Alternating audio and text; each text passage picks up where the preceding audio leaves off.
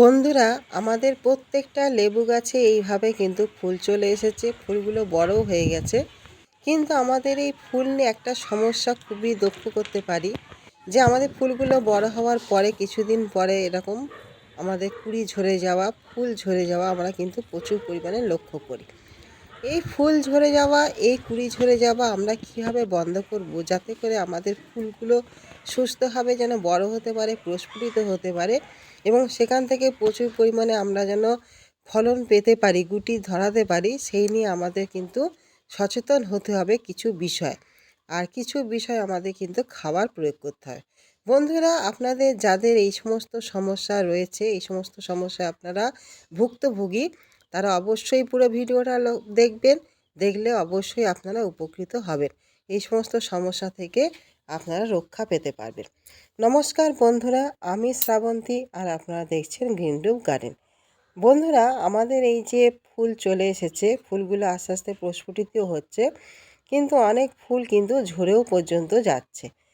বন্ধুরা, আমাদের এখন প্রথম যে কাজটি করতে হবে সেটি হচ্ছে সকাল থেকে বেলা 12টা পর্যন্ত যে স্থানে রোদ্দুর পড়ে, বেলা 12টার পরে সেখানে ছায়া পড়ে যায়, সেরকম স্থানে কিন্তু আমাদের প্রথমে গাছগুলিকে রাখতে হবে, যেন বেলার চড়া রোদ যেন আমাদের গাছগুলি না পেতে পারে।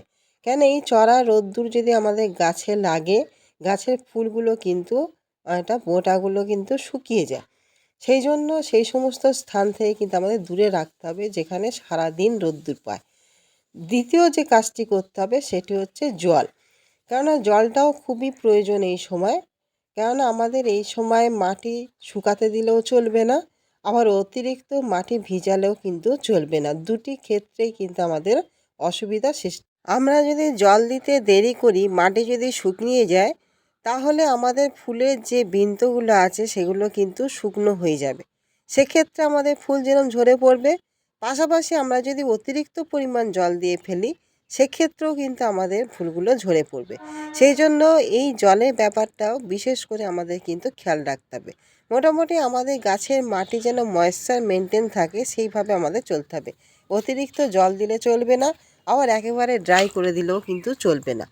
এই দুটো কাজ করার পাশাপাশি বন্ধুরা, আমাদের গাছে একটি বিশেষ খাবার কিন্তু প্রয়োগ করতে হবে, যে খাবার আমাদের ভেতর থেকে গাছকে কি করবে, শক্ত করে তুলবে, মজবুত করে তুলবে, যাতে এই সমস্ত ফুল যেন গাছ নিজের শরীরে যেন টিকিয়ে রাখতে পারে এবং সেখান থেকে একটা সুন্দর গুটি যাতে সেট করতে পারে, সেই দিকেও কিন্তু আমাদের লক্ষ্য রাখতে হবে।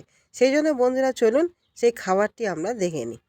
বন্ধুরা, এখানে যে জিনিসটা দেখতে পাচ্ছেন, এই সাদা অংশটা, এই সাদা অংশ, এই সাদা পাউডারটা হচ্ছে কি না আমাদের ক্যালসিয়ামের সোর্স, সেটা হচ্ছে চুন।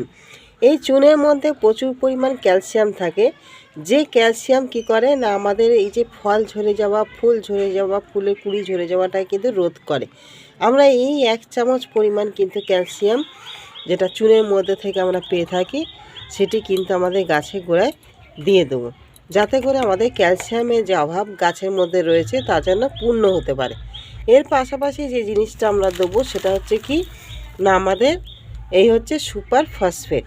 এই সুপার ফসফেট আমাদের গাছের শিকড়কে সুস্থ রাখবে, ভালো রাখবে, করে বৃদ্ধি ঘটাবে, শিকড়কে বেড়ে তুলতে, প্রসারিত হতেও কিন্তু সহায়তা করবে, যা আমাদের গাছের উপরের যে গ্রোথ, যে বৃদ্ধি, সেটাকেও কিন্তু সুন্দরভাবে গড়ে তুলবে। এর সঙ্গে আমরা যেটা দেবো সেটা হচ্ছে কি না এই লাল পটাশ। এই লাল পটাশের মধ্যে আছে প্রচুর পরিমাণ পটাশিয়াম, যা আমাদের গাছের রোগ প্রতিরোধ ক্ষমতাকে গড়ে তুলতে, প্রচুর পরিমাণ ফুল আনতে, ফুলটাকে গাছের মধ্যে ধরে রাখতে কিন্তু প্রচুর পরিমাণে সহায়তা করবে। আর এর সঙ্গে যে জিনিসটা আমরা দেবো এটি হচ্ছে মাইক্রো নিউট্রিয়েন্ট, যেটা সিউইড আমাদের অনুখাদ্য। সেই সিউইড এটা গ্র্যানুয়াল, যা মাটিতে আমরা প্রয়োগ করে থাকি। এই সিউইড গ্র্যানুয়াল আপনারা গাছে দেবেন, যাতে করে আমাদের সমস্ত রকমের অনুখাদ্য, যেখানে কি কি উপাদান থাকে, সালফার, ম্যাগনেসিয়াম, ক্যালসিয়াম, কপার, তার সঙ্গে থাকে জিঙ্ক, বোরন, এই সমস্ত উপাদানের যে ঘাটতি আমাদের গাছে যদি থেকে থাকে তাকে পূর্ণ করবে এবং গাছটাকে শক্তিশালী করে তুলবে, যাতে আমাদের গাছে ফুল ঝরে যাওয়া, ফল ঝরে যাওয়া রোগটাকে রোধ করতে পারবে। এই সমস্ত উপাদানগুলো আমরা দেবো। দেওয়ার পরে আমরা কি করব, এখানে আমরা যে আমাদের ভার্মি কম্পোস্ট বা কাউডং কম্পোস্ট আমরা এর উপর থেকে কিন্তু এইভাবে দিয়ে দেবো। এই যে উপাদানগুলো যেগুলো আমরা দিলাম সেইগুলো আমরা যাতে এই কম্পোস্ট দিয়ে আমরা ঢেকে দেবো। ঢেকে দেওয়ার পরে আপনারা এর উপরে কিছুটা পরিমাণ মাটি দিয়ে দিতে পারেন।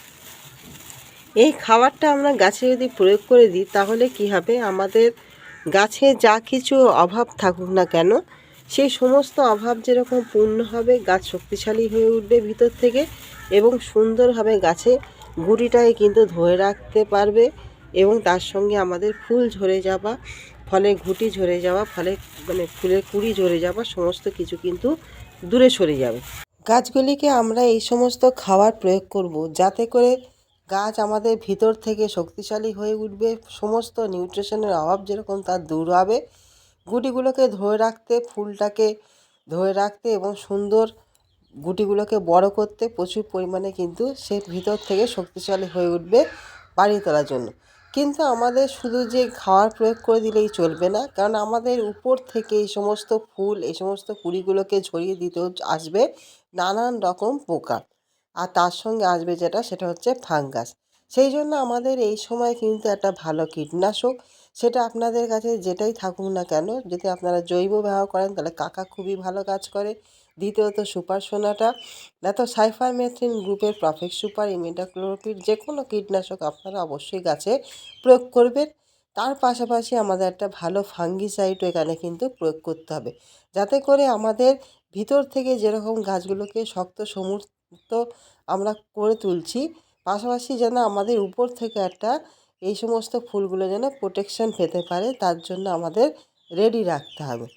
পাশাপাশি আমরা এই সময় একটা পিজিআর ব্যবহার করব, যে পিজিআরও কিন্তু আমাদের এই ফুলের গুটিটাকে সুন্দরভাবে গাছে ধরে রাখতে সহায়তা করবে এবং সেখান থেকে যে গুটিটা আমাদের ধরবে সেই গুটিটাও সুন্দরভাবে কিন্তু বেড়ে উঠবে এবং সেই গুটি কিন্তু ঝরবে না।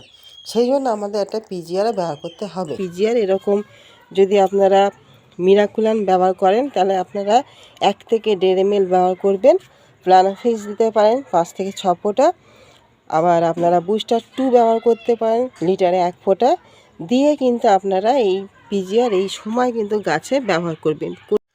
10 দিন ছাড়া ছাড়া আমাদের এই পিজিআরটি কিন্তু গাছে স্প্রে করতে হবে, তাহলেই কিন্তু আমরা একটা ভালো রেজাল্ট পেতে পারবো, যা আমাদের ফুলটাকে ফলে রূপান্তরিত করতে প্রচুর পরিমাণে কিন্তু সহায়তা করবে এবং সেই ফল যাতে গাছ ধরে রাখতে পারে তাতেও কিন্তু প্রচুর পরিমাণে সহায়তা হবে। বন্ধুরা, এই কটা টিপস যদি আমরা সঠিকভাবে পালন করতে পারি তাহলে অবশ্যই কিন্তু একটা ভালো রেজাল্ট পাবো। আমাদের ফুলগুলো ঝরে যাবে না, সেখান থেকে অধিকাংশ ফল আমরা গাছে সেট করতে পারবো এবং সেখান থেকে ভালো ফলনও আমরা পাবো। বন্ধুরা, ভিডিওটি ভালো লাগলে অবশ্যই লাইক, কমেন্ট, শেয়ার করবেন। নতুন বন্ধু হলে অবশ্যই একটি সাবস্ক্রাইব করবেন। আগামী দিন নতুন কোনো প্রতিবেদন নিয়ে ফের আপনাদের সামনে চলে আসবো। আজকের মতন আসি, নমস্কার। আপনারা সুস্থ থাকুন, ভালো থাকুন।